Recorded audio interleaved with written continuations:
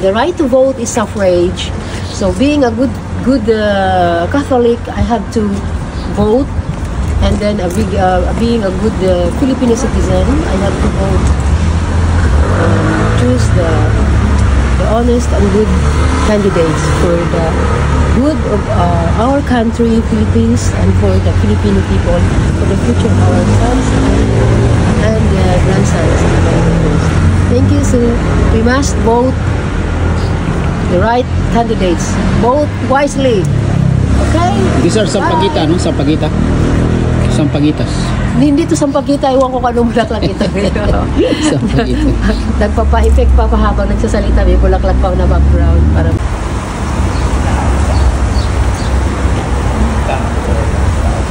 yan ako sa kanya. Yan sa kanya. Kapag mo lang. Wow, ang ganda ng garden ng bulaklak. The purple garden of the embassy of the Philippines here in Rome. Kung Pilipino na, galing pa yun ng bansa natin, galing pa ng Pilipinas. Hindi sila nagkatrabaho dito.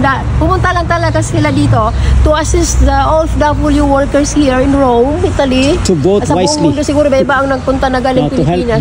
To assist us to how to vote properly. Kaya nandito sila, uwi na sila after ng votation, uwi na sila next week. Kaya tuwang-tuwa naman kami dahil siyempre maraming problema rin kung paano kung hindi kami marunong mag-digital voting. Tuwang-tuwa naman ako. Very kind, very accommodating sila. Kaya I'm happy at maluwag na yung aking pakiramdam. Last day ito ng votation dito sa buo sa OFW workers sa inyo sa 12. Paano? Kung mag-vote na, bumoto kayo ng mga tamang mga kandidato. Kasi ito para sa mga anak ninyo, sa mga apo ninyo at sa atin din syempre. Okay? So, para sa ating bansa, mga Pilipino na umasenso naman tayo dahil alam mo, ang ating kahirapan minsan at ating kasaganaan ay minsan ay nagdidepende rin yan sa mga politicians. Leaders nga nagserbisyo sa bayan. Sa bansa. Dahil minsan pag kinukurap nila yung pera, leaders lang ang kawawa tayo. bubantayan at kung hindi sila mababait at hindi honest na mga nagsiserve sa panggobyerno. Kaya piliin natin ng maayos ang ating ibubuto, ha? Okay? Bye-bye! Ciao!